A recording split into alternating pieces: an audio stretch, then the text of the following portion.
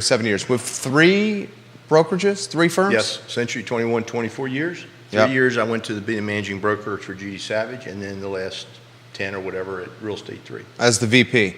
VP, yeah. Yeah. And also I started the property management, so I'm the principal broker of that. So I have 2 broker licenses. Yeah, this guy is I wonder why you don't have any hair yet left. this guy is a Property well-connected manager. guy, a very well-connected guy. Viewers and listeners, give the show a like and a share anywhere you are watching. Like the show, share the show, retweet the show, ask questions.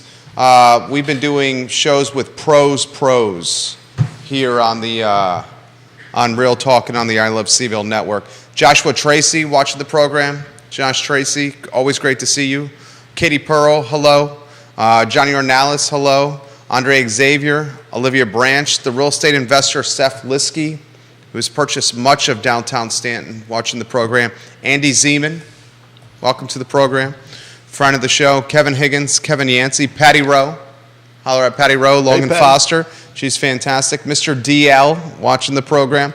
Jason Howard on Rio Road. Brent Lillard, real estate commercial investor himself, watching the program. Mike Pruitt, Carrie Rock, Ross Shore, welcome to the program. I see 6 different real estate firms on the show. Agents, if you have questions, put them in the feed. We will relay them live on air. Heather Walker, Johnson Village's finest, watching the show as we speak. Judah Wickower, we can rock and roll, my friend, when you are ready.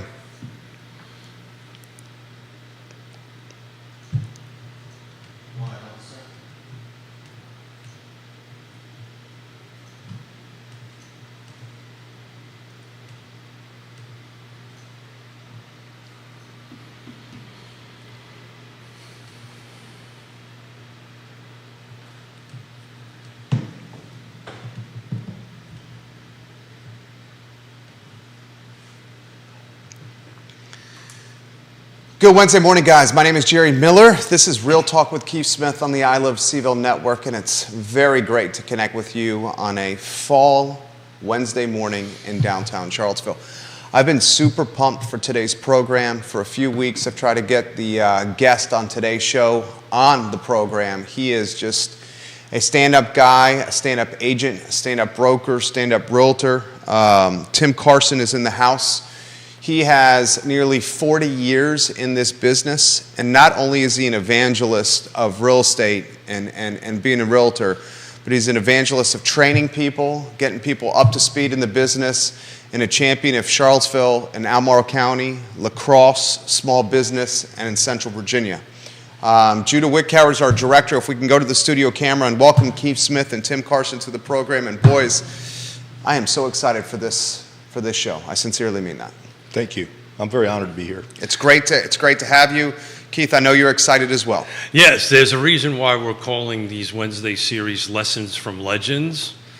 And you're a legend. And we were just before the mics got hot. I forgot we've been doing this together for a long time. One of the first homes that I built over at a development I did.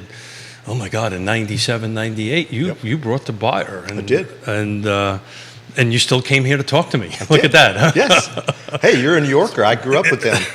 How did the process go? Were they happy at least? It was good, and Yeah. you did a good job, and I liked how you were open to their needs, but you held tight to your standards. There you go. The third commercial deal I ever did personally, ever, in the history of our portfolio.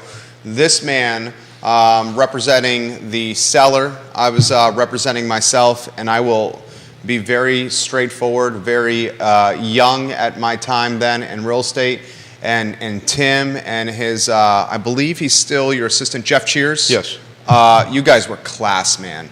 Thank you. You took the deal from start to finish. There were no roadblocks. You did what a deal maker was supposed to do: transparency, communication, and keep the deal moving forward 2 steps every day. I was very impressed with your professionalism throughout that entire experience. Thank you. I'm so pleased to hear that. Yeah, well, you were great to work with because it's really easy for a broker to work with somebody who's direct and tells you what they want and need. Oh, God, isn't that a rarity, huh? Mm-hmm. So the 4 or 5 people who don't know you, why don't you tell us a little bit about yourself real quick, where you're from? I know everybody said you've been here for 37 years, but take a few seconds and give yourself a plug. Yeah, so I was born and raised in North Garden. My father came down from Long Island when they moved to Sperry Marine Plant. He was an engineer, did the periscopes that big tower out there at Northrop Grumman. I remember he built that when I was a kid.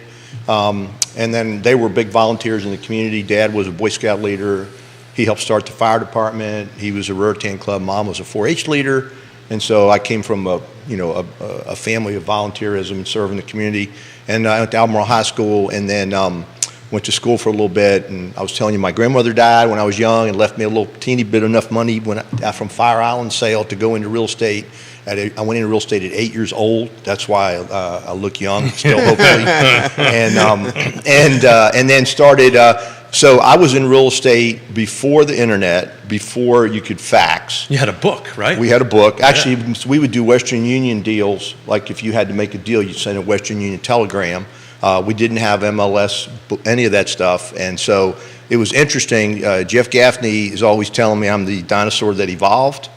And so I guess I am, I don't know, but I still love it. And then, I went to work with Jim Manley. He was a big time, he was a 1972 Virginia Realtors Association Salesperson of the Year, an AT&T guy, and a hard-charging, tough dude from West Virginia. And he and I clicked immediately. I was sort of like his golden boy, but I just did everything he asked me to do. I remember my first year, I was making all the deals, leading the sales and stuff, and everybody in the office was like, what are you doing? You got special treatment. I'm like, no, he actually has a book, and it tells you what to do, and I did those things, and they work. It's amazing how you just do what you're supposed to do. I just did it, and then when I had trouble, I went to him. So I think that's the biggest key in getting in real estate is having a mentor, and enthusiasm, and energy. And so then do you see that a lot now? I see the enthusiasm, but I don't see people working out like the foundational needs of their character to be the best they can be, sort of. So one of the things that excited me about today is we've been in this almost the same amount of time on that end of it, and also you do a little bit of commercial, you do a little bit of residential, so you're very well-rounded in that. And property management. And property management. And land. And land. Anything else?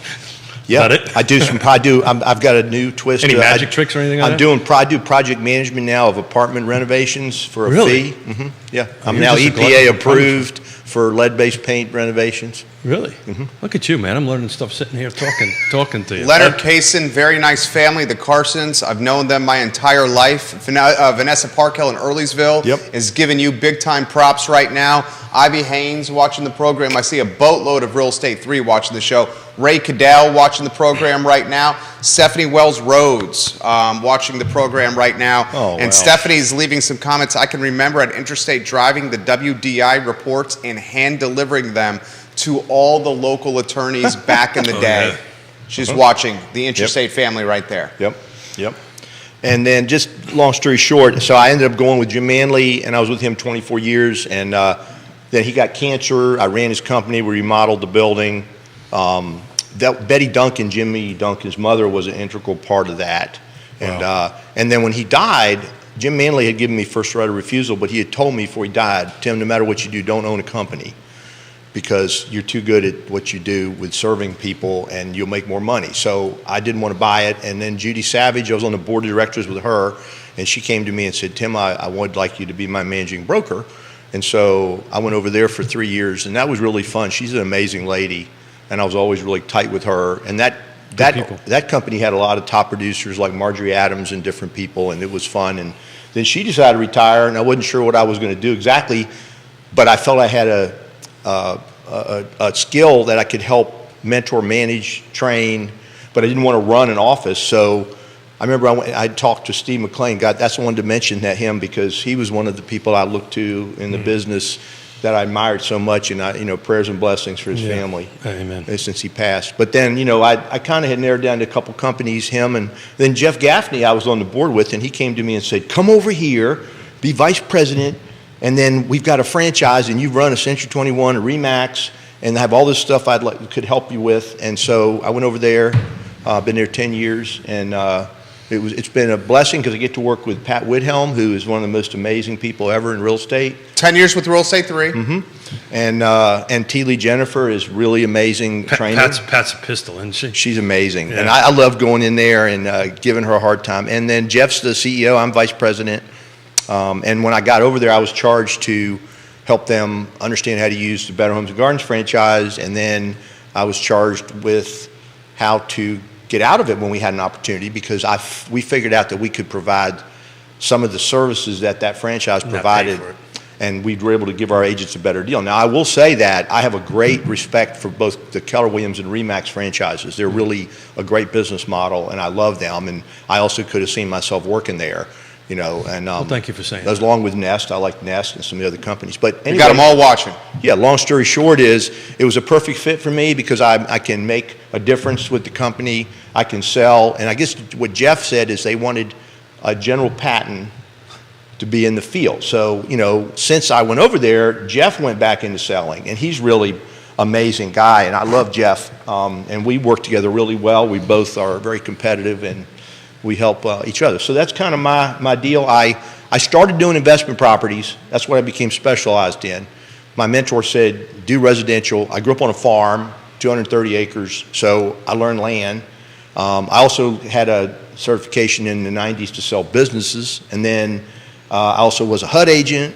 I was a short sale agent. I was a foreclosure agent with This guy's great. somebody else, and so I did all those. I was also one of the relo agents for State Farm, so I've done all those things, and like kind of where I also represented one builder for like 10 or 12 years. So I kind of You're well-rounded, I have let's a say. lot of investors. So 8 years ago, I helped start the property management. And so to answer your question now, what I do now is I had so many investors bought property. They're like, we want you to manage them. I'm like, well, okay. Well, I'd done it.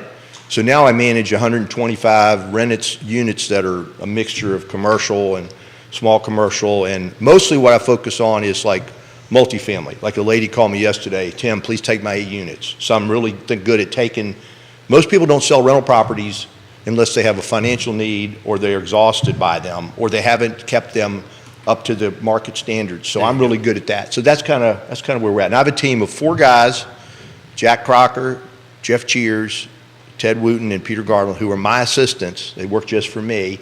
And our business model is a little different. I know Keller Williams, you've got like the team leader and all that. Well, it's my circus and they're my monkeys.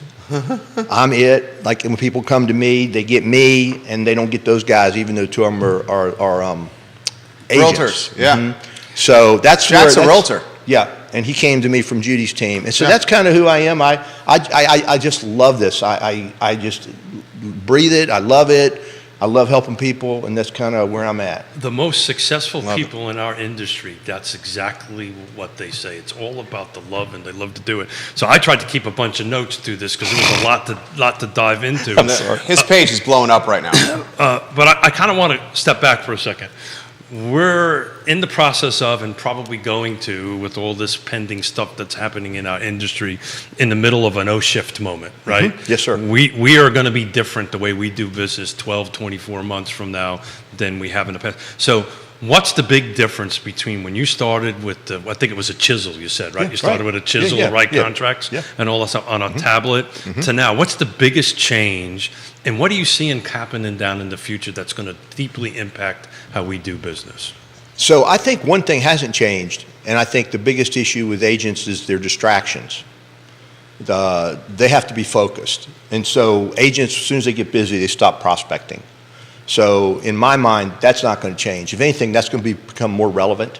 And so, you know, I think that agents need to, like, I have a focus of 4 things that I should be doing every day, and I have them written down, and that's what I look at every morning. That's listing presentations, showing homes to qualified buyers, closing deals, and writing contracts. So if I'm not doing those 4 things, I'm not really doing anything. Matter of fact, Jack gets irritated with me a lot, but when I was with Judy Savage, I was her managing broker. He came in as a new agent, and I helped him 3 or 4 months. And he would come in every Friday. He's like, I said, well, what did you do this week? And he'd say, well, I did this, I did this, I did that, and I did that. I'm like, did you get a listing? No. Did you make a sale? No. I said, well, you didn't do anything. So if you can tag Michael Guthrie at 5:30 in the morning, these 3 things show up, and these came from Michael. Be professional, be trustworthy, and be caring. That's what I strive to do Yes. every day, is be a pro. Yep. Be trustworthy and care Absolutely. about what other people. And I think if you focus on those 3 things, no matter what the market is, Yep. you'll do well and you will succeed. But you know, we're about ready to go through a seismic shift here. I agree with you. And do you think our agent pool is ready for that? No. So how can we help them? Characterize the seismic shift first. I think that, so ever since I've been in business, and even during the last recession when I was on the board, we brought all the agents in to try to get their feedback so we could, as a association be productive to them. And even then, there was 100 agents that did 84% of the volume. Yeah. So what we're finding, from what I've read and what I see, is the percentage of agents that do most of the volume is getting smaller and smaller and It's smaller. going from 10 to 5%. Tommy and maybe Brannick- down to 2%. Tommy Brannick used to say in 2008, 10% of the agents do 90% of the business. And that 10% number is shrinking. Right. And it's shrinking quickly. Right. I agree with you. And I think, so that's why, like, I made the shift a couple years ago to bring in a couple of assistants so that I could work Huge. more with more people myself, because that they don't come. Most agents struggle with that, right? They do. As a recovering developer and builder, I love to delegate, Right. Because you can't build 600 houses without No.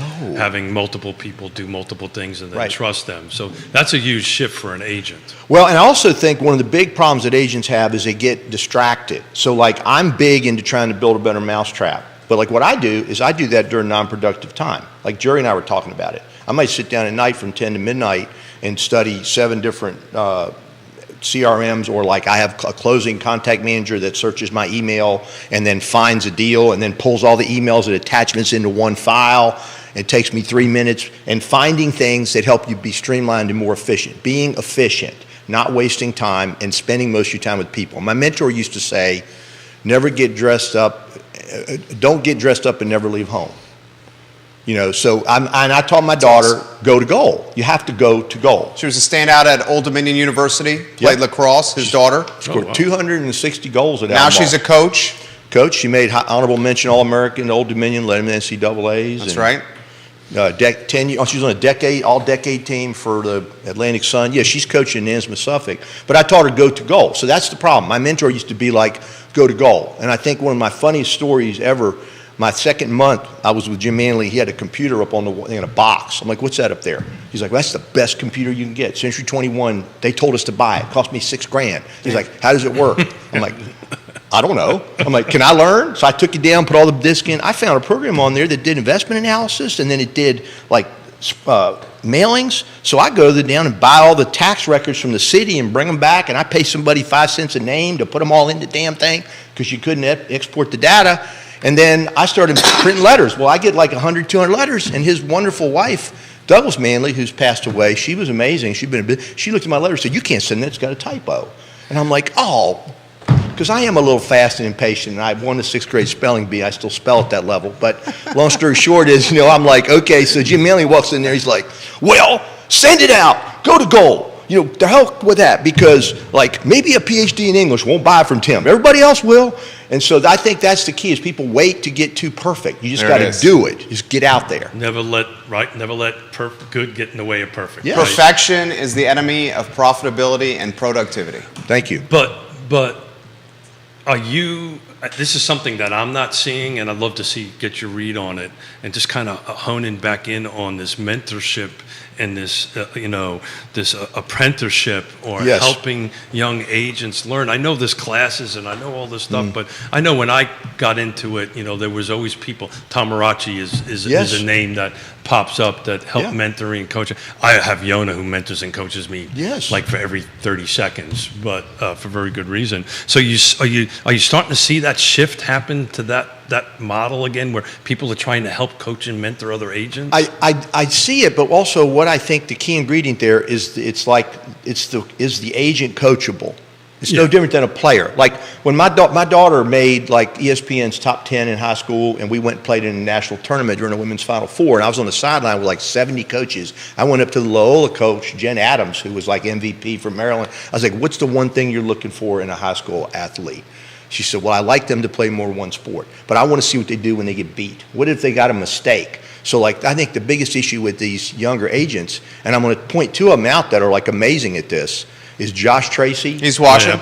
Mozzie, Yeah. and Ivy Haynes, all of them, Yeah. they're not willing to like just take an answer. They're going to like ask the answer, and then they're going to come to you and say, I need the help. Josh will text me, well, I saw you At Vivace. on Thursday night. He Yeah. messaged me and said, I got this weird deal. And I said, well, let's get a beer and have kill two birds with one stone. And we worked out a deal for him. So I think the mentorship is, first of all, it has to be somebody that's actually a mentor, right? Because or have the ability to do it. Thank you. And has knowledge and experience, but then that person has to want to be mentored. is I've just seen too many people that are arrogant. I am finding the younger agents that are coming into this market. You mentioned Ivy Haynes, prime example. Awesome lady. Wants to learn, wants to be mentored, Thank you. wants to be coached, Yes. wants to be, hey, how can we do this better? How can we take care of? And those will be that. I just took a look real quickly from year to date at the stats of volume. So from 5 million and up, right? There was 307 agents that sold 5 million and up. And then when you start getting to the 10 million number, which is a big number, it is like less than 100. Yeah. Excuse me, 100. 10 million is 113 out of what? 1,300 realtors? Yes. So Yeah. whatever that percentage Less turns, than 10%. whatever Right. that percent, Yeah. well, it's less than, Right. yeah, Right. less than 10%. Right. So, Right. one would consider, 5 million is kind of, if you're not making 5 million in sales, it's pretty hard to make a living Right. at this business. Right.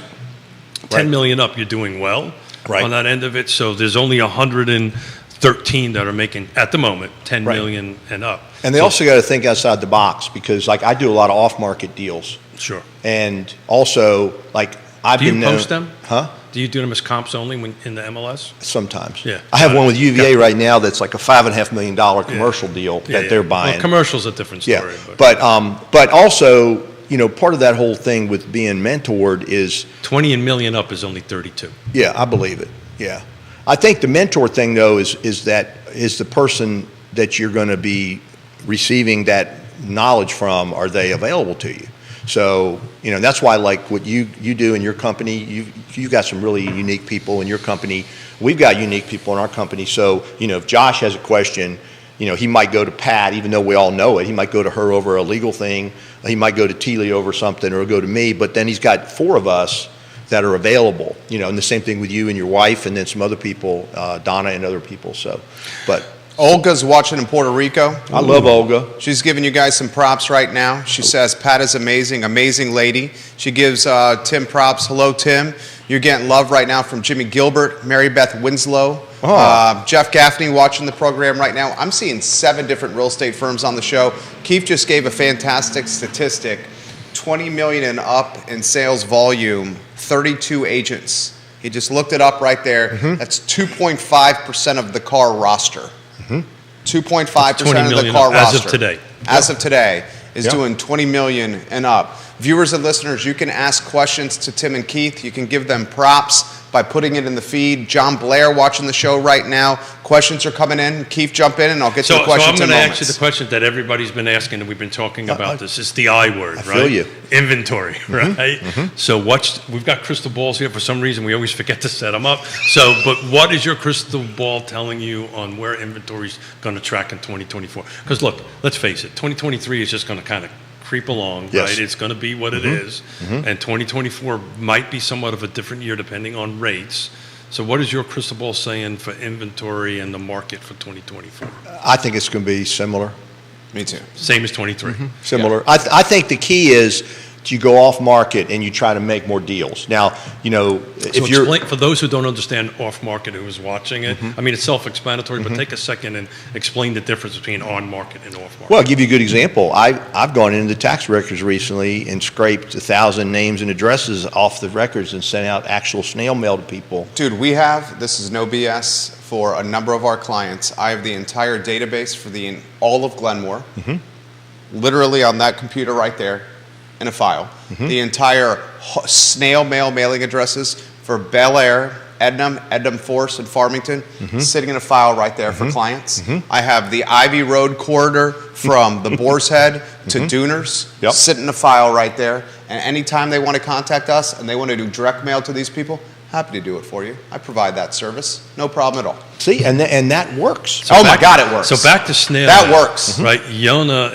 and we've been doing this forever, and Me this too. is just old 20 years. school. Writing handwritten notes to people. Yep. Unbelievable. It's Christmas, right? So any agent out there that's listening, and if you've got a 10-person database or a 100-person or a 1,000-person database, pick your top 20, 30, whatever it is, and write them handwritten notes, you will get a deal. Right. Guarantee it. Absolutely. And, all this other junk on this phone. Yep. Go back to old school, write a note, send it to them. Totally. It's amazing how many phone calls you get back. Thank you. It was Well, like and you know what Christmas. else? You know how many times that I have like dropped the ball a little bit because I've been so busy. I didn't do something like to get a lead information to somebody, but still I keep track of it. And then I might have my assistant call up, or I'll call him and say, hey, you know what? We didn't get that to you, but are you still interested? So also, expired listings. Focusing on, like I sold a trailer park in Elkton. It was off market because the guy already had one little trailer park, which that was an interesting thing during pandemic. I sold one little 7-unit trailer park, and we converted them all to like mini little houses and put Section 8 people and took trailer rents from $700 to $1,250 a month.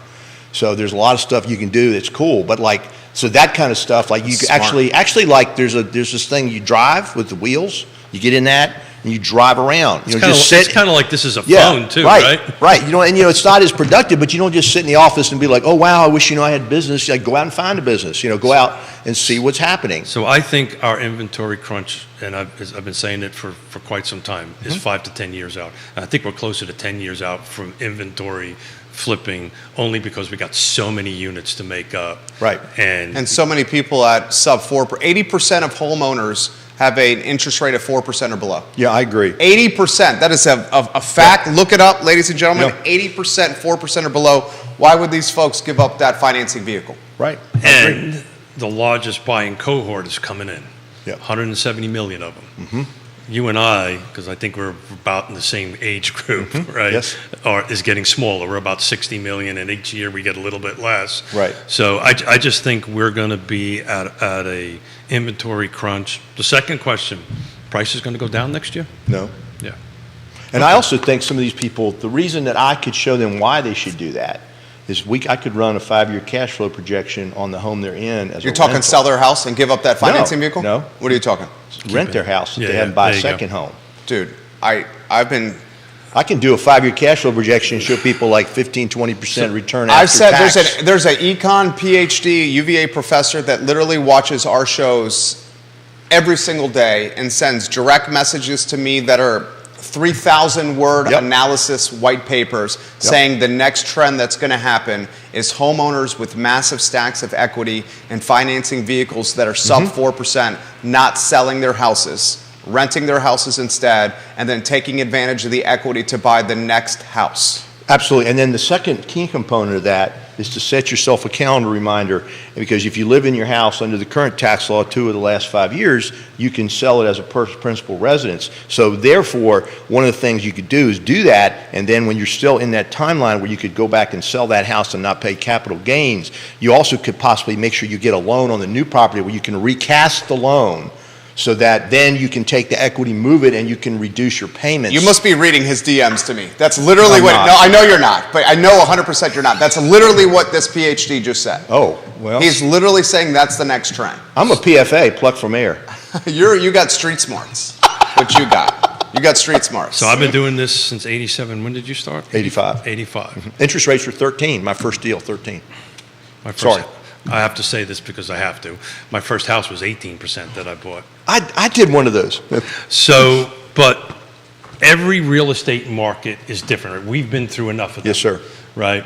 But this one is, but they all have some similarities to it, right? Unemployment, inflation, so forth, supply and demand. But we've never been in a situation where there's these homes that will not come on the market for 3% or are not going to come on the market for a long time. And we've never really been in a situation where this equity has exploded Yes. in so many years. So those two factors, and plus the normal cycle of not houses getting built and so forth, so on. I mean, we're in a pretty good business for the next 5 to 10 years, if Yep. not more than that. But what thing, or 2 things, or 3 things, whatever you think is appropriate, has to happen to open this log jam, in your opinion? Well, I could pick one thing, but they would never do it. And that would be that, like, VDOT and Albemarle County should get together, and they should together pick up areas in the urban ring and create a new zoning guideline that allows for rural development.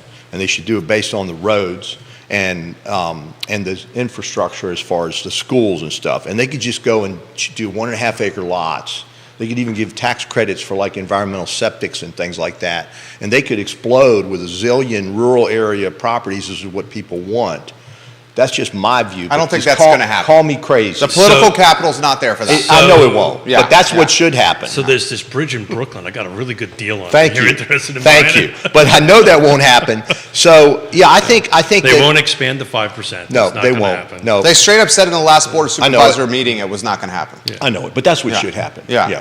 And I could tell you a story about how that's damaged people with the ruling back in the 80s where you can only divide your land 5 times in your lifetime and That's a lot exactly smaller right. than 21 acres. And that's what created the problem. So anyway, I think that the real problem is that people are tired of they have to be forced to live in a townhome too. So that's why you're seeing like Zions and other areas explode. So I think you're going to continue to see other counties, exploding that are. How about if rates drop? I got it. What happens if rates drop? Oh, I Zillow think- said Zillow did a survey of tens of thousands of American homeowners, and the survey indicated Yeah. that rates would have to fall between 5% and 5.5% for people to get out of the golden handcuffs effect, which is all of us that have the sub 4% Right. financing vehicle. I think it's closer to 6%. Yeah. But That's what Zillow says. What do you think would happen in that scenario? I think we'd get back into more of a normal market, like an even market. I also think that we can't think too long term because as you've been in business forever, we have a presidential election year coming up. Oh, yeah. And we really don't know what's going to happen. Sure. And so I think that's going to affect things, and there's a lot of manipulation that goes on at that level. I'll do a little pushback on the outside counties. Yeah. These rural jurisdictions are not approving projects. Right. So, the Greene County, we talked on Monday about that, is kind of in a catbird seat because they got about 1,800 lots and Right. there's another project with another 500. So they probably could produce anywhere between 2,000 and 2,200 homes in the next 5 to 10 years, right? Yep. Over the course of time. But I don't see it happening in Fluvanna. No. Actually, and I'll share this with Jerry later, but we're going to do a show with the Palmyra District folks running in Fluvanna County that one is for housing and one is against, and we're going to have them sit in these seats and talk about it a little bit. Yeah, I have an out-of-state developer who tried to look at Fluvanna and decided not to go there. For the political reasons. Correct. And Absolutely. so I agree with you on that. What I'm thinking, though, is that there are smaller like in Greene County, I believe the minimum lot size is 1.5 acres. I think that will help a little bit. We can see development of more rural lots. So Greene County, I'll jump in there for a second. Greene County is a bit unique. Their Zoning. If they're in a growth area, Yeah. it's only 10,000. It's 10,000 square foot lots are allowed by right. If that has water sewer, I It think. has to have water, so Yeah. it's got to be in a growth Yeah, area. I'm thinking, so I think, then I think like what we talked about a little bit earlier before the show, I think that the city thing has many different issues. You're talking upzoning? Yeah. Okay, I would love your take on upzoning in the city and the impact that's going to have on the city, Albemarle County, and the region. So I brought an example of like before and after of what you could do on an acre lot that I have put on the market for sale. Okay. Personally, I think the focus of this upzoning is correct, but I think that it's Execution? execution, and I think that the result of it is going to be a bad thing overall. Like even though I'm a realtor, I'm supposed to like development. And so a good example of that is I have a duplex for sale on Washington, which is off of JPA. And I put it on the market, and the reason was because the owner, along with 8 other people, sued the city for that 600-unit building. That's right. Well, then I've had 4 contracts on it, and everybody's not wanting to buy it because it's right across the street from the only entrance. My opinion is somebody should buy it because if they buy it now, they'll get through the all that building and stuff like that. Plus, this property has an extra cottage kind of sitting on it. You can get 3 units pretty easy. But anyway, long story short is, I think like this is an example, this Ridge Street property I have, which is an acre. Right now, under the current zoning, it's an R2 zoning. That was actually downzoned from an R3. Yeah. And during pandemic, those people came to me, and it was 10 rental units and over an acre of land. And I immediately noticed that the problem was you had 2 different buyers, right? So I had them go and we did we redefined the lot boundary. We did a boundary adjustment, and we made the lots on the 8 rental units at 506, 508, and 506, 510. We made those be minimum lots, and then I immediately sold that myself first week into pandemic to a doctor from DC for $1.2 million, and then that left us with the residue, which was a whole acre, like that's what it looks like now, and it's an acre with a duplex fronting on a ridge. So under the current zoning, Scott Collins helped me engineering, and he came up with 51 rental units or apartments we could build there. But with the new zoning proposal, you're talking a minimum lot size of 2,500 with up to 8 units. So that's not realistic, So do you think? but think about that. So What is that? Jerry and I have a little bit of a bet. I'm taking it that I think this zoning rewrite will be done by the end of the year. I'm probably going to lose because it's a little bit close to the end of the year on that end of it. I'm a housing advocate. I think me too. housing is good. Yes, sir. This plan is not going to give us what that plan says it's going to give us. We're not going to end up a lot. And I'll give you an example of that. I was texting Neil Williamson this morning. There's a whole implementation process of this that nobody's talking about. Yeah. So the Land Trust, which I chair, Yes. did 4 units on Nassau Street. We have $18,000 sitting in a bond that we've been trying to get back for 4 years. Oh, my Lord. And every time we try to get it back, we have to do more engineering for it. So we've actually got to the point is to keep the $18,000 because it's costing me more money. Right, who cares? To get it, keep the $18,000 and we're moving on. But a land trust, an affordable housing land trust provider, we can't get $18,000. It's actually almost $20,000 back, which would be huge for us, right? Right. We could do huge things with that. So there's a whole part of this that nobody's really thinking through, and Right. it's going to be a very slow process. I agree. And even like this property, my client and I went down to the city, and he at one point in the past was a mayor of Charlottesville. So he's connected somewhat. We went to the city, and we were going to apply for a rezoning, and we went down there, so we're R2. If we go R3, we get higher density. Higher density, that'd be easier to get, especially if we did something that was sort of in the same character as the neighborhood. And they were like, well, you can put that in right now. But so, okay, so what do we do? Do we apply under the current zoning? And what happens with that? And then, or do we apply with the future zoning? So they're even creating a problem right now with, they're going to create an extra backlog because what do you do? What do you Plus apply the for? debt service, the carrying costs. Thank you. And, Yeah. and if you read Neil Williamson's writings that he just put out today, there's $1 million penalty that's going to be paid if it's not affordable housing. So that's just not going to happen. No. Or eventually, the unit's going to be at such a price that they can absorb, just like we can absorb the 20. Yes. They're going to absorb the $1 million, and it's just going to get passed Well, if along it helps to you, them. we'll carry some paper on that while you're getting it approved. And we'll Are we doing a deal? We'll participate in the application as a co-applicant. Can we do that live? Are we allowed to do a deal live? Let's do it. Of course you can do a I'm deal in it. live. I'm in. Patricia Irby watching the program right now. She's a realtor. She wants to know from Tim and Keith, how does CAR count teams in sales volume versus solo agents? Wow, that's a great question. I'll have to look. The franchises do it different. Like when I was running Judy's, we would give awards for a team versus an agent. Yeah, but I think the question is how does the On the statistical 20 million work? sales volume statistic you gave. Yeah, That's what she wants to know. Yeah, I don't know. I've moved on I to a think different. that's still considered, the team is considered an entity, just like a person. Yeah, so I search it by agent within the MLS, so I'm thinking it's by agent, but it could be team. Yeah, I it don't might know. be. But Yeah. that's a great question, Patricia. I'll take a look at that. Yes. Questions are coming in fast and furious here for Tim. This one's from Grayson. Jerry, loving the show today. Please ask Mr. Carson his thoughts on the University of Virginia and what role they should play when it comes to the foundation, scooping up real estate, taking it off the tax rolls, and potentially creating an affordability issue here. So that's a double-edged sword, isn't it? Because on one hand, they're valuable to the community. For the economy. And the economy. Yeah. And on the other hand, I think the tax issue is a concern. Now, I'm actually, right now, I have a property under contract off market. I'm representing the owner, and it's 9 rental units, all commercial, over towards the Berks Road area.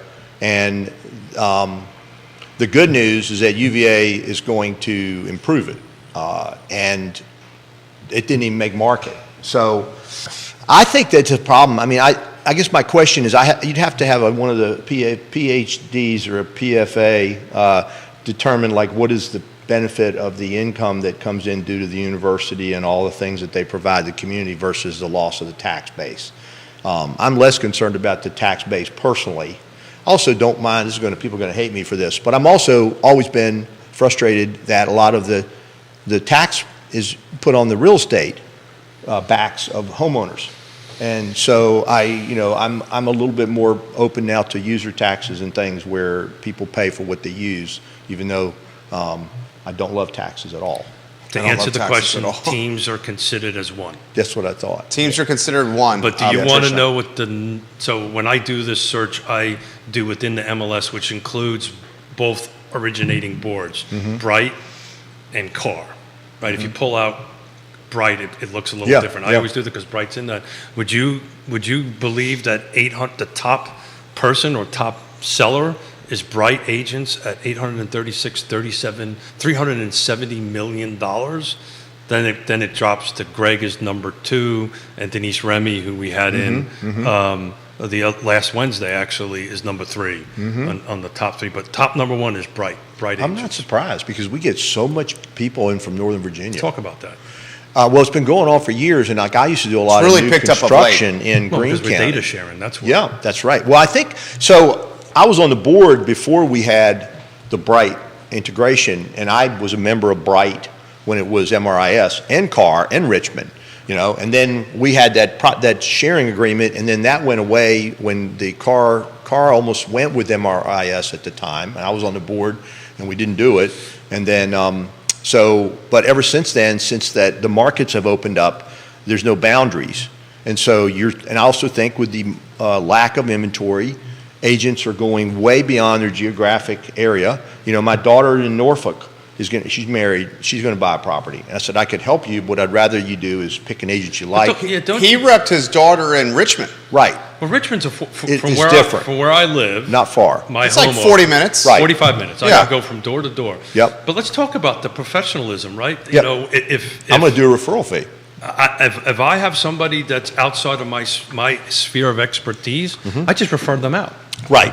And I'm going to be like that agent's best friend And down like, there and with helping my daughter. but you're seeing, I'm going to A call huge it like it increase. is, 836 of Totally. of the units sold, according to what I'm looking at, From outside car. is from their they're Bright agents, right? So, they could be actually living here and operating here, but they have a Bright MLS designation. Well, What are with- the odds of that? I'm sorry? What is the odds of that? How's it what? Of them living here? Oh, yeah, sure. I'm dealing with 2 deals right now. Okay. Exactly the same. Yeah. Okay. Sound Well, right? and it's been going on for a while. Like I have a variety of, all my listings are so crazy because I have like industrial land, and then I have development land, and I have businesses, and then I have duplexes, and then I have office building and other things, and I do commercial leasing. And there's a huge portion of those people that are coming down for those things all the time. I mean, and it's frustrating to me because they're all messaging me, can I show it, can I show it, can I show it? I'm like, well, yeah, send me your real estate license and your business card, and how Well, are you we're gonna- required to do that by Right, state law, right, right? right. As long as you're a licensed agent in the state of Virginia, Right. and you can Right. demonstrate that, Right, we have to let them in. right, yes. And- Olga wants to know what's considered the average price for affordable housing now in this footprint. Ooh, I can offer this perspective, then I'll throw it to Tim and Keith. HUD, the average household income in Charlottesville and Albemarle County, and this footprint in this MSA is $123,300. yeah. Household income average, according to HUD, $123,300. I was average. at a CEO conference a couple of weeks ago speaking, and I was with some folks from Miami. When I told them that number, they just fell. They said, we're like at 90 something. So look, if I pull out Bright, the top sales team it goes Slater, Greg Slater, Remy, Lindsay, but they're in the 90s. Denise Ramey. 90s, 80 transactions. If you add Bright in, that's that 800 Yeah. elephant. Yep. Who's That third? would be Lindsay Milby? Lindsay, yeah. Which again, these are these team. Back Right. to that team Right. question. Right. Well, On I mean, that- Greg's got a great pipeline of new construction. Yeah. Greg is a huge new construction guy. You have like number 5 is Dan Conquest. Dan's a great guy, but Yes, most of that he's is Ryan. Ryan. Well, Ryan. that goes back to mentorship. When I came into business, they used to give out the $1 Million Awards, and I went to those meetings so I could identify which people was I likely to be able to model myself after. The first $1 Million award, I got, wow, how come my checkbook doesn't say that? Well, that's when we changed it to the Honor Society, which I will say I'm proud of that. with the Charlottesville Honor Society has gone 27 years. I've received that every year for 27 years. Good for you, brother. Congratulations. Yes, me and Percy and I and Pat Woodhelm and somebody. And Those are Woody Fincham jumping in, the appraiser. Realtors are required, he says, to be confident in the market that they serve. Yep. I deal with agents all the time, he says, that are coming from very far away and have zero knowledge of the market in which they are transacting. It's a very dangerous precedent. So the only reason we took the time to work on the Richmond transaction is our youngest daughter is getting into business. Right. Right, and we're going to open up a little shop there. So we took about 6 months to understand the market and learn the market. And I spent a bunch of time over there. Otherwise, I would just refer it right, out. that's what I'm going to do. Yeah, just refer it out. I'm not an expert in that market. And specifically, I mean, Richmond is, you think our market's nuts? Richmond, you go 2 blocks one way or the other, it's a whole different, Crazy. whole different world, a whole different. I think we lost 13 houses, and the one that we won, we were one of 20 offers, and that was a year ago. Well, that's the other thing that's happening to me this year, which is okay. I'm moving a lot of stuff, but I've lost more deals than normal because things are more volatile. Back to the affordable housing. I don't know if I told you this, but January 1 of this year, HUD changed their HUD numbers for rentals. And they went up significantly. Very much so. So in the city of Charlottesville, I believe a 2-bedroom apartment is $1,400 a month under subsidized vouchers. Please, I will tell you. I think it's $1,295, $1,400, $16 something, and $1,800. So it's like, I think the 4-bedroom. Am I close? No, keep on talking. I'm trying to find the data. So I believe the 1-bedroom is a $1,295 or $1,275. That's what they pay on a voucher. And then the 2-bedroom is around $1,400, and then the 3-bedroom is around $1,600, and I believe the 4-bedroom is $1,800 and $1,900. Well, those went up. So That's because the 123, 300, Right. that's Right. about 10, 12 grand higher Right. than it was last year. Woody Right. Fincham says you're a fantastic guest, Tim Carson. Oh, man. Tell him I said see- thank you. I'm also seeing this from Jennifer and Keswick. This guest knows his stuff. Jennifer sharing that on the show here. You feel you've done a fantastic job of diversifying your business and your revenue streams. Yes, sir. Some would say your business very vertically integrated. You're doing commercial, you're doing investment, you're doing development, you're doing off-market, you're doing residential, you're doing property management, you're doing consultation. Would you feel as confident in the market ahead if you were strictly a listing or buyer's agent? I would, yes, because I think you're either a winner or a loser in this game. So, I mean, when I started, and even recently, I would probably say 95% of agents fail in the first 5 years. So the answer is I would survive. And what I would do is I would spend prospecting. I prospect.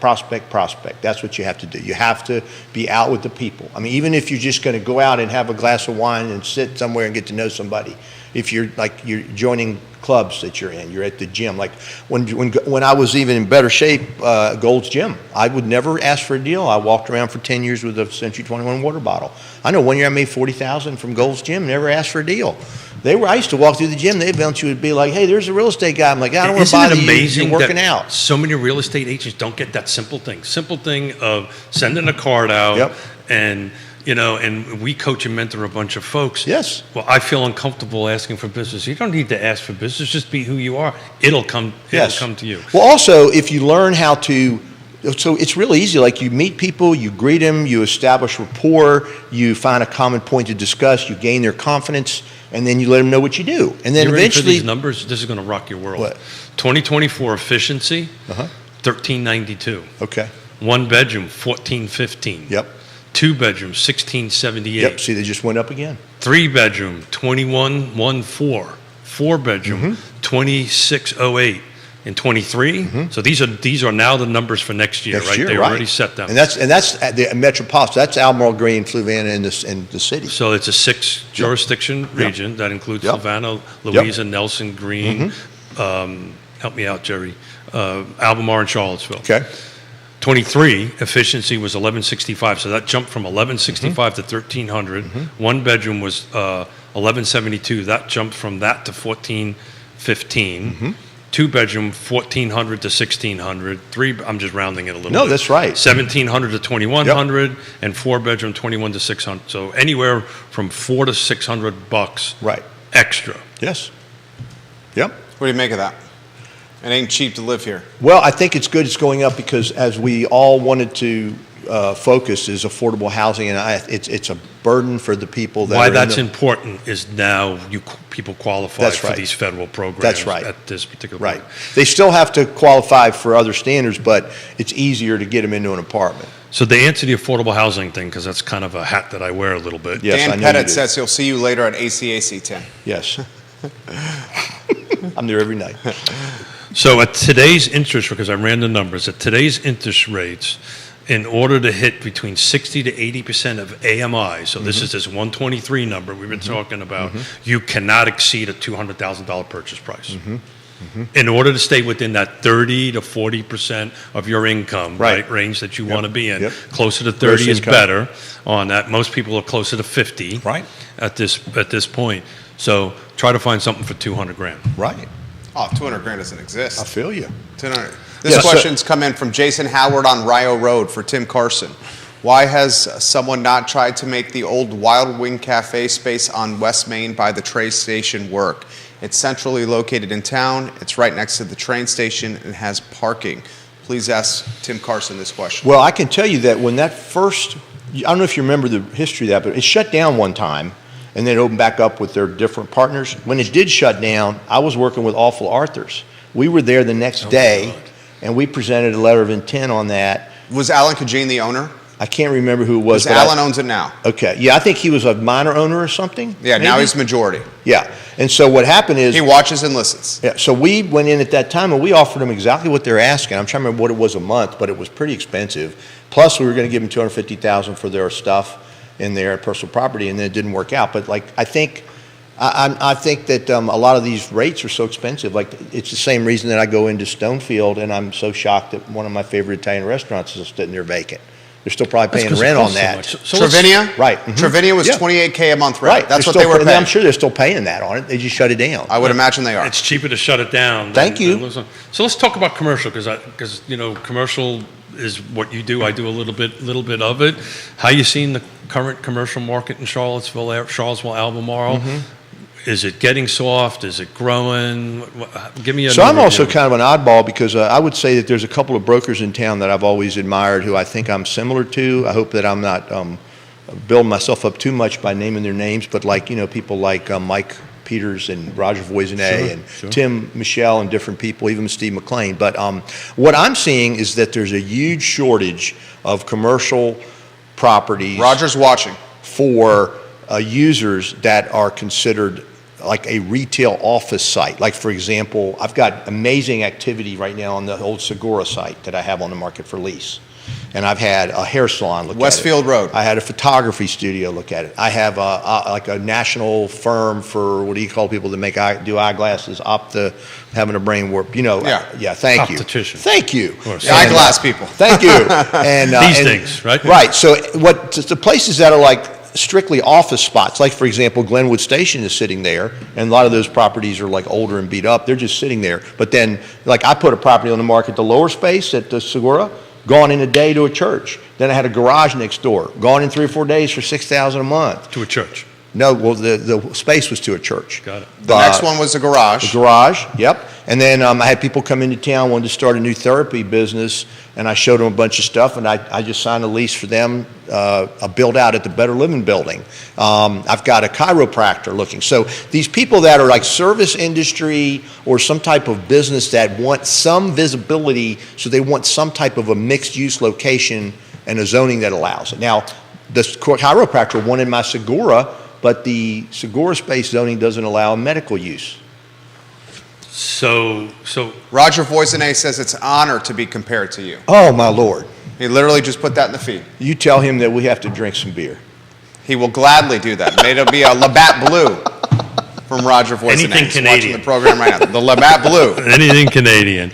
So Jerry's got the real beat on the market. This executive suite. I agree. Is I literally Always hesitant literally to talk about this. I agree. where it's going, right? Yeah.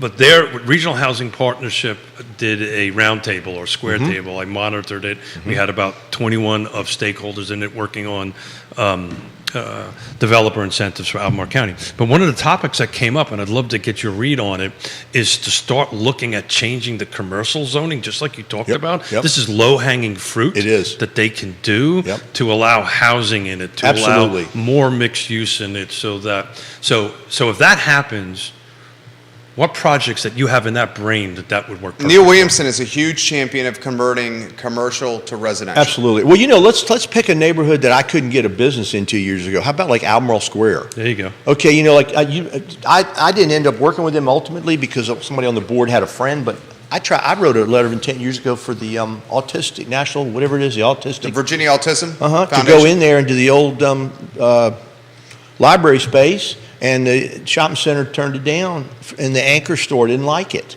and they're all sitting there vacant. Okay, I have a... Well, that whole project, frankly, Yeah. needs to be erased. Well, it does, but that's And an it's idea all where you over just again. go up top on that. But so you've also got, there's a building up on State Farm Boulevard that I had somebody wanted to go into, and we went to try to write a letter of intent. We were told that my client's not corporate, and they wouldn't consider it. So to answer your question, I think that I don't see many projects where you could immediately turn into housing like they did neither do I. in the downtown But they Charleston. should- That's the problem with this idea. But They should change the zoning ordinance, so at least it's in the back pocket Right. to go ahead and do it. Well, can I give you a quick example? I'll tell you on another show or in the future, but I have this Over property. something wet. Yeah, so I have a property on the, in the Emmett Street corridor, which is 9 units. And the current use has some retail and service industries, and then there's a second floor on it that has a couple of businesses. That zoning there has a limit currently of 2 stories. The new zoning goes 6 stories. It also has 0 lot lines. It also has, the corner lot has, you can go 10 foot on the first story. And so that's what I see with some of the new zoning that would make a difference, that might not be as much of an issue with not in my backyard. Like that is one particular site that when I tell you one day, you'll be like, oh, that doesn't hurt anybody. And it's only going to improve that corridor. It's a rundown, beat up structures. And so I think some of that is what needs, I think the mixed use areas is the key. So where this all came from was there was Stanley Martin Homes, one of the great sponsors of the show, was at the table doing that in Scott's Addition in Richmond. That's one of my favorite places. Right. My Love daughter the went to breweries VCU. I used to go there all the time. Which is The exactly other one. what they did. They it was more industrial over Yes. there than Yep. it was commercial. Yep. But they retooled their zoning ordinances to allow it to happen. And I was just there last weekend because our daughter's right next to it. Yeah. I was just for the heck of it. It's so vibrant. No, I for the heck of it, I said, hey, let's take a look at a one-bedroom Oh. condo over there. You know how much it's going to cost you a one-bedroom condo over One bedroom condo in Scotts no Addition, idea. what, 400 plus? there? Double that. 800 for a one bedroom, brand new? Plus brand new building. Plus that, but got some great breweries within Oh walking. my Yeah. gosh. Place is fantastic. It's a great place. So I think, I don't think there's a solution to so that's the thing that I'm excited about is, I don't know if you mind me mentioning it. but Please. The Charlottesville Foundation, the Carr Foundation was just created. And I'm on the board of that. And that to me will make a very minor, small impact, but eventually I think it will make more, because that is, the main purpose of that is affordable housing and other stuff. And I'm on the board with Michael Guthrie and some other people that are pretty. Greg's on it. Greg's on it. Greg's the vice chair, along with like Rachel Guthrie's Burns, Peter McFerrin, Jenny Barefoot, and Crystal Harris, and Mary Catherine King. But That has an opportunity it does. to make a huge impact. It's a little slow start, It right? will- yeah, but it's good it's slow because, well, if I could give you a 30-second background on that, Please, what I'm please. so excited about, or what I have such heart and love of this, is my second board meeting back in 20-some years ago, I was on the board of directors, and Jeff Gaffney was the president of Carr, and Ben He's Downer watching. was the former chair president. And so, and on that board were people like Ray Cadell and I, and He's Robert watching. Ramsey, and and Jimmy Duncan, I believe. And I was sitting there in my second meeting, and I'm not a real bright guy, I don't guess, but I was sitting in there, and we had just done the budgetary review, and we determined that we had a of excess funds and profit at Carr that year. And, you know, Carr doesn't operate as a nonprofit, but it operates to try to be kind of a break even so we don't have to raise dues. And so I'm sitting there going like, well, we got $100,000 left over. Let's and do something. You know, it's the middle of the year, and I'm listening to that, and, you know, I'm trying to learn how to be I always argue with Carr. I'm like, I think you're already a leader. They don't make them. They just teach you how to be a better one. So I was already trying to sit in there and learn stuff, but I was sitting there, and then Benton and Jeff brought in a idea, and it was, we want to endorse a workforce housing fund. And they brought in $13,000 in money that was donated to Carr by the widow of David Rothwell for educating realtors' children. And they came in and donated. They wanted us to approve it. So I was sitting there listening to this, and I'm like, this is a great idea. And I was like, I have a question. I said, I'm just a country boy, but I love the idea, but isn't this like pissing on a fire? And Ray Goodell was like, what did he say? Pissing on a fire? He's over there writing this down. What did you say? And I'm like, yeah. He wanted to steal it. Yeah, and I was like, because this isn't going to help anything. And I'd like to know, like, why we're going to, this is a great idea. And if obviously we have to do this, but like, how much money can we spend without a membership vote? They're like $50,000. I'm like, you just told us we have money. I said, I make a motion, we donate another $35,000, we start the fund with the 35 to 12, and we do the fund. It was like anonymous, you know, everybody, not anonymous, Unanimous, thank you. Yeah, I always get those words confused. But anyway. That's my job. You can't take my job. This guy's great. Cannot take my job. So anyway. My job is to create new words. Do not take it. Well, that's okay. We'll have a few beers. Or just hit your finger with a hammer, you'll get some new words. But long story short is. I can assure you they won't be new for me. Thank you. So that fund was started, and I was so proud of Jeff and Benton to start that and the board to do it. But then where that started was then the Realtors Association did 3 or 4 years of fundraising, and that grew to over $500,000.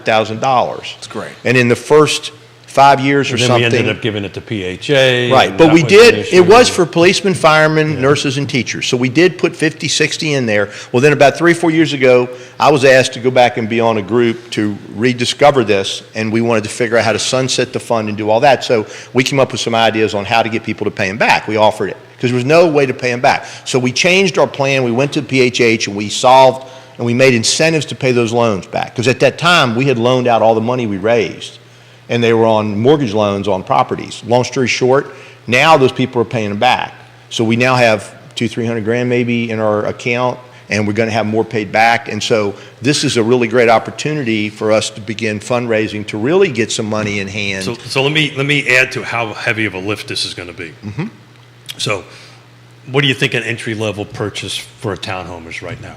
Oh, gosh. 350, I was going to say 400? 400. Brand new? 400.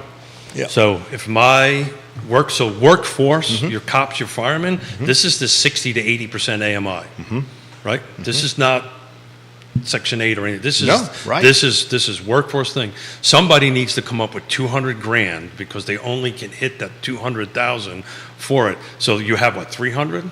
So in reality, you can only impact one person. Yeah, right. So we've got to take that 300 Yep. and turn it into 30 million. Yep. Then we can make a difference. And this is just a money math problem, and it's I'm just going to say this publicly. I'm probably going to get myself into trouble. We live in probably one of the richest areas in the state. We do. And Probably. Yeah. Yeah. And why, in Definitely. God's holy name, we can't raise that kind of money? Right. Maggie Walker in Richmond, the only 2 land trusts in the state of Virginia. It's the Piedmont Community Land Trust and Maggie Walker. In one day, raised $5 million. Good grief. Good grief. Knocked on a couple of doors. Yeah. Raised $5 million. Yeah. One day. Well, it seems like it's doable. You know, the other thing, though, that I liked about this foundation, the other part of this where it was created, you were on the board for a while. And being on the board of directors at Carr, you know, you're presented all the time by people requesting donations for all kinds of things. So it was also thought that this might be a source to help Carr focus on the different charitable activities like we did homes. What was the senior So house? disbursement of funds from an organization like that should not be done at the board level. It should be a separate entity, which is what you guys created. That's right. That's the entity. The board feeds you capital. Right. Then you decide where it goes. Right. That's how the format should That's work. correct. And so this is a newly created So let me give you the foundation. address for the land trust. Please do that. So I think that this is brand new. We just finished 6 months of meetings creating it.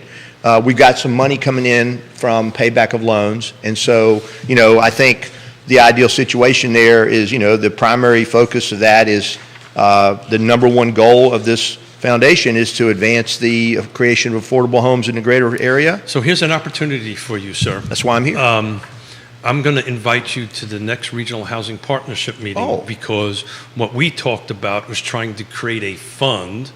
And what happens is folks who want to donate money don't want to donate to a government, but they'll donate to a foundation. Yes, sir. Right, because you're a nonprofit, Yep, right? that's So I correct. donate X amount of dollars, I get Right. to write it off, it solves a problem. Right. So we're going to invite you to come talk to I and would- give us a pitch. Yeah, Michael So- Guthrie and I are on the project team for fundraising, so Good.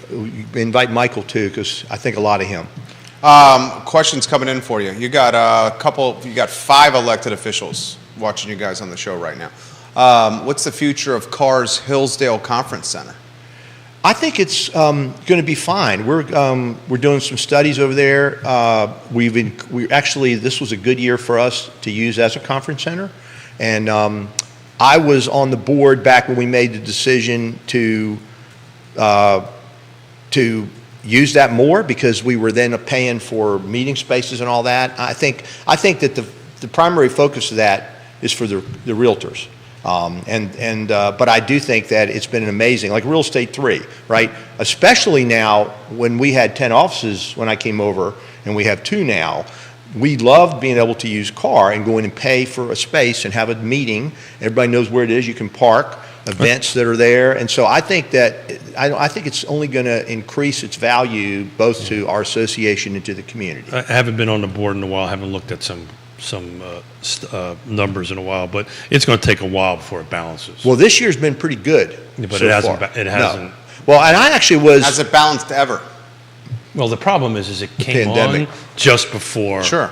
COVID, so. it's So just my pretty big hard. thing when I was on the board, even when I was on the board with Ray Cadell and them, my second meeting, I told them, you don't want me on the board because I'm most people's favorite asshole, because I'm going to speak my mind.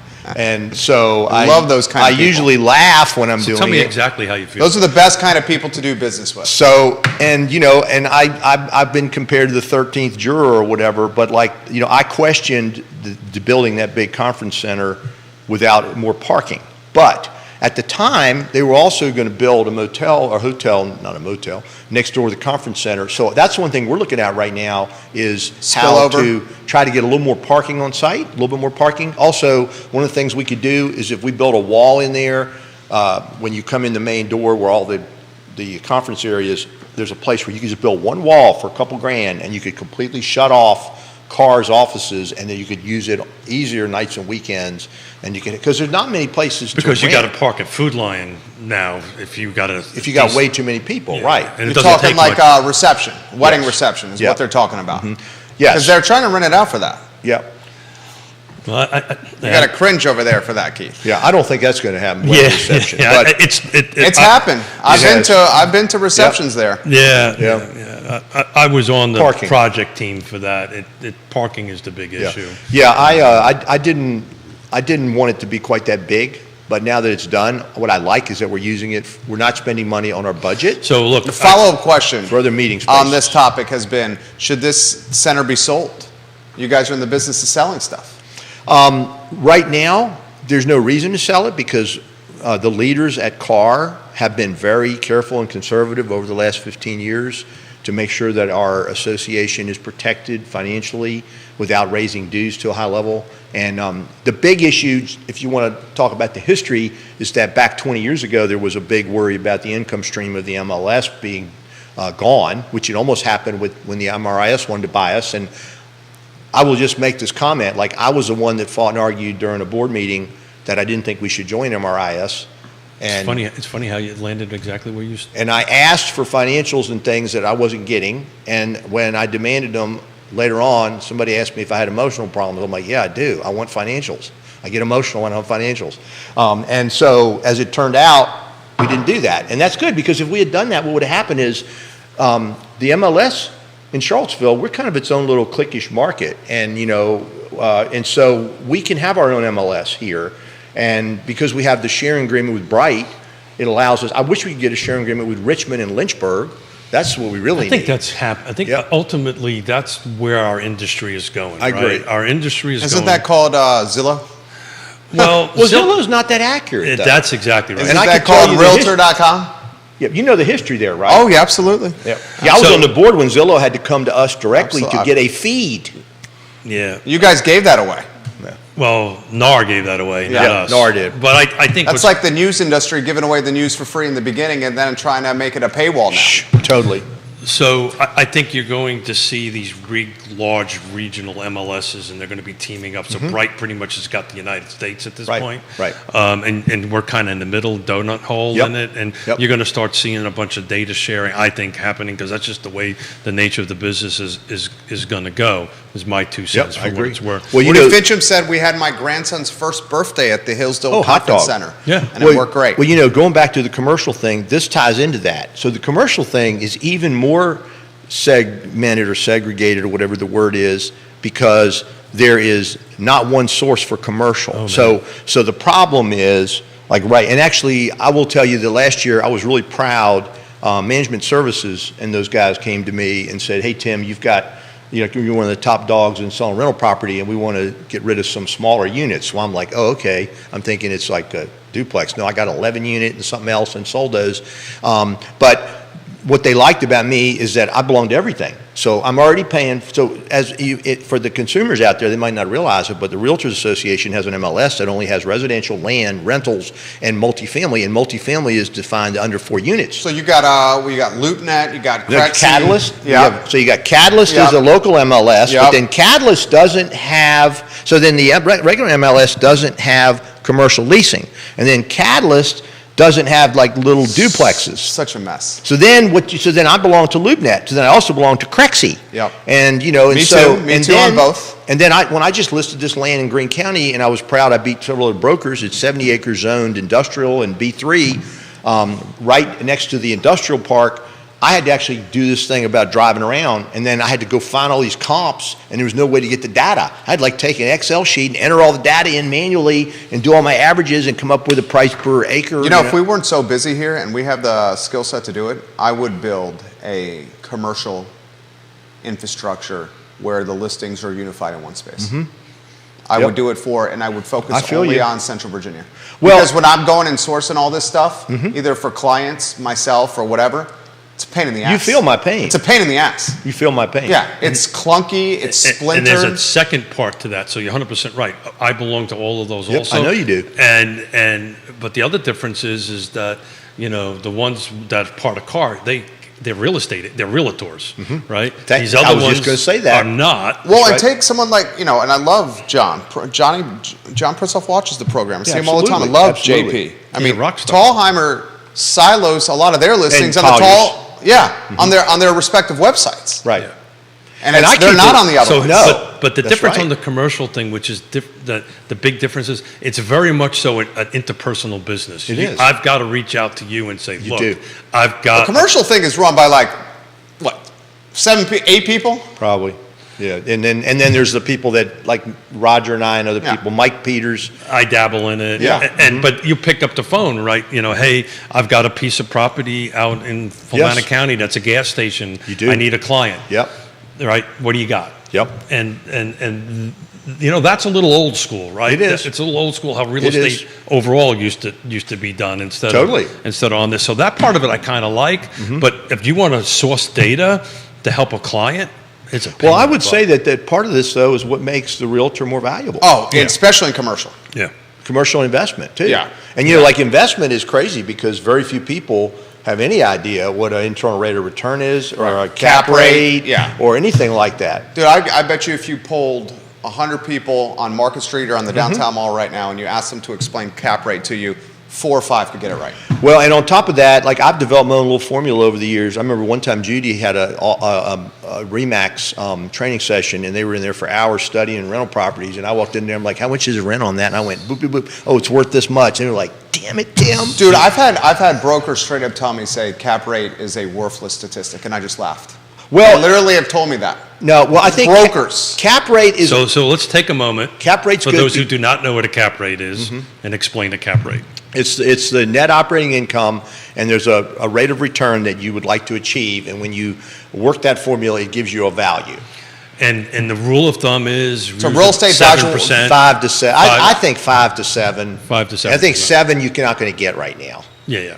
I think, I Perfect usually. world is 7, 5 Well, is when manageable. I went and did the pricing analysis on several 10, 15 unit multifamilies, because it's also different, because if you're talking about a really big commercial property, the cap rate probably is a good way to look at it, because a lot of those are triple net leases. And so the income is coming in as just income. I'm with Jerry on this. Cap rate is always an important thing. I agree.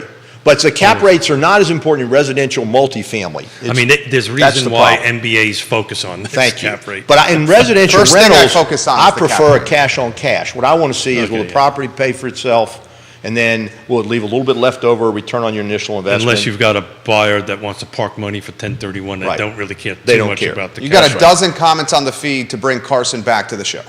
At least a dozen comments of 12 different, 13 different people, literally all over social, saying bring Carson back. Oh, I'm so honored. Thank you, man. Will. I sincerely mean that. Closing thoughts for everybody. We're 11:30 here. Anywhere you want to go, closing thoughts. The only thing I would say is that what you're doing here is really powerful, and I appreciate it. And, it's hard with all the information out there to get some real information, and I love how objective you are, and I appreciate the show. Thank you. Thank you. Thank you very much. Keith Smith. We're coming up on 550, us together, 550 shows. Thank you. You are welcome back. We just Yeah. got to map it in, and we'll get it done, and maybe we'll fill a fourth seat, and we'll go have a lot of. We'll see if somebody that wants to join us, and we'll go back and forth and do a little bit of chatting. But thank you for the kind words, because you got me to stutter a little bit, which is difficult for me to. It's hard for me to look at this. I'm stuttering. Save me, Jerry. Get me off of the set here. Keith Smith, guys. Thank Real you. Talk with Keith Smith. Archived online at realtalkwithkeithsmith.com. Michael Guthrie says Mozzie Vogler puts out a nice weekly real estate data report that he checks out. Michael Guthrie, you're welcome Thank to you, the Michael. show anytime as well. Judah Wickower, the man behind the audio and visual. Thank you to Judah Wickower. Tim Carson, A-plus people. Keith Smith, A-plus people. The I Love Seville show is up in 57 minutes. Thank you kindly for joining us on a Wednesday. Take care. Thanks for the save, Jerry. Thanks, guys. Absolutely.